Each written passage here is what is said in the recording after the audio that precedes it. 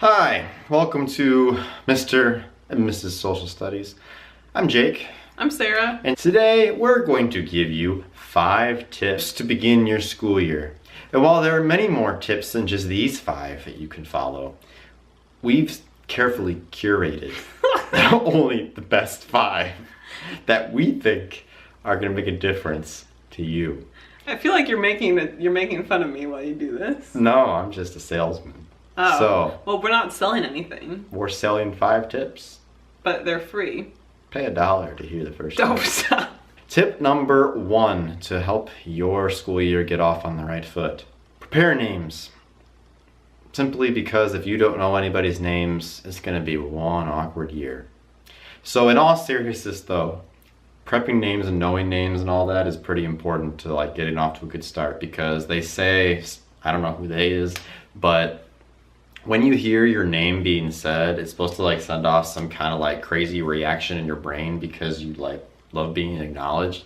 People love hearing their names versus rather just, hey, you, or not giving them a name at all. Learning their names ahead of time is going to help out. I know what I do before the first day, because I have a really terrible memory and get off track, as you can see, is I will go on to the online program. grading program, which nowadays they all have the pictures of the kids in them. And Often, not all. often, at least my experience thus far. And so while you're setting up your seating chart, you can also go ahead and then learn the names of the kids and associate the names with the pictures. I know for me, I learn best by seeing names in writing versus auditory. I know that when I see the names in writing, it helps me just snap a better connection as far as associating the two together. So if you've got like some time amongst everything else that we have to do before the first day of school, that would be, I think, something to do, even if it's like 15 minutes like a day or something the week before school. Not even that, but... And you don't have to get the names perfect, but I know for us, we have like between 100 and 150 students each year, and that's a lot of names to learn. Obviously, it's probably a challenge, whatever, right? Even not saying that like an elementary classroom is not a challenge, but to try to learn the names more quickly, having a little bit of, a connection in your head to help remember them could be helpful. And you can also, a low-tech option would be to use a yearbook from the previous year.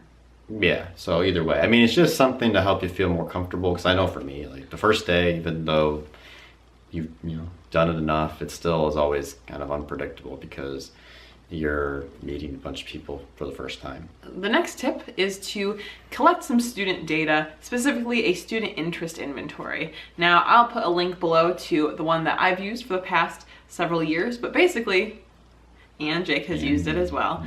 But basically, it's a great way just to collect some data about your students, but also get to know them a little bit better. And I find that's one of my favorite ways to get to know my students, because I've also found that they're much more likely to share things in writing there, like privately, just to me.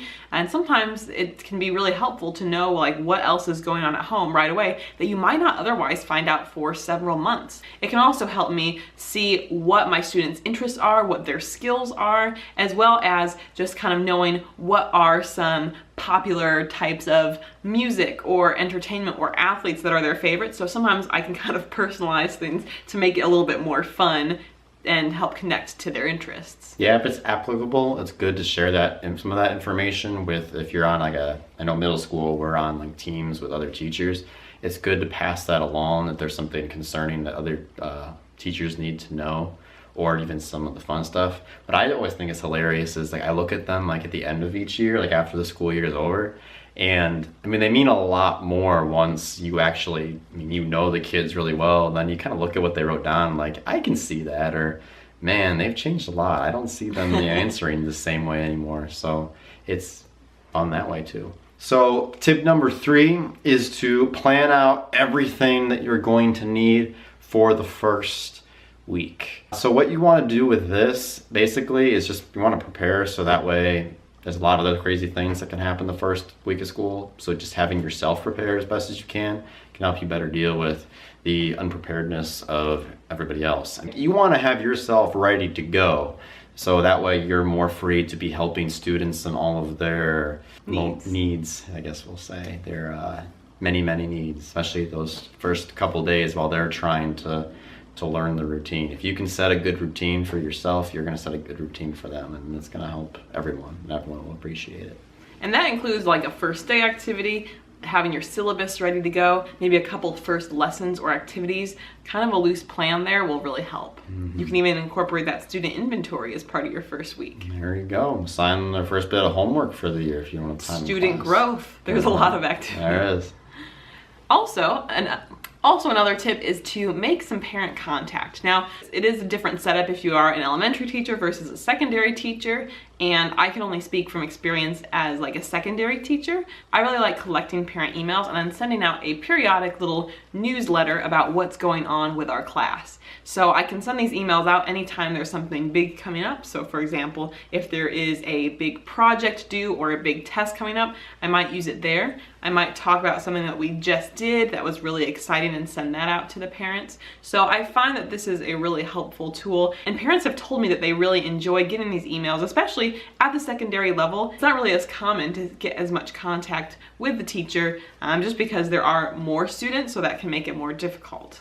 Yeah, I think also just the beginning of the year, deciding for yourself what way you want to be communicating with parents, whether it is you want to go ahead and set up emails. I know the team I was on last year at my previous school, we used the Remind app as a way to, we set that up at the beginning of the year and used that as a way throughout the year to communicate about tests, quizzes, projects, anything like field trips, anything of importance that needed to know, and just send out a quick blast to everybody versus having to do it by email. Most people are on their phones all the time, so it was pretty efficient that way. I don't know how common this is, but I know especially where I taught before in a smaller town, I doubt this is as much of a big deal in probably a larger school district, but I know some teachers would communicate through like their own personal phones, like texting, or make that available as an option to parents.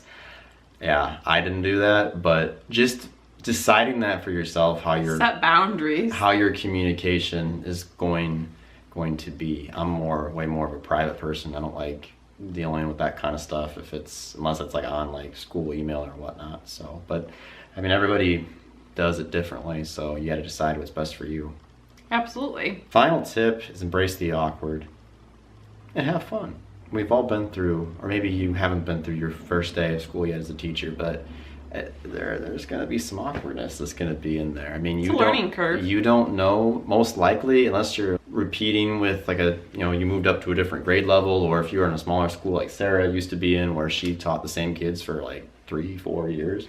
You're probably not going to know your students, so it's going to be weird. You're going to be trying to feel each other out, so to speak, in terms of like learning who they are, them learning who you are. The first few days are going to be awkward, but just embrace it, and it's going to get better. There's going to be a rhythm that's going to be established that goes back to you setting up that routine and getting yourself organized, so that way you can keep the rest of the train going, so to speak. I use too many weird phrases, but you I've get never the heard idea. that one either. I started it. Oh. Keep the train rolling. So those are 5 of our best tips to start the school year off right. If you have any other tips, feel free to share them below in the comments. And we are posting daily videos during first 3 weeks of August as a countdown to our first days of school. And we'd love to have you as a subscriber if you don't want to miss out on any of our teaching related content. So take care. We'll see you next time. Bye. Bye.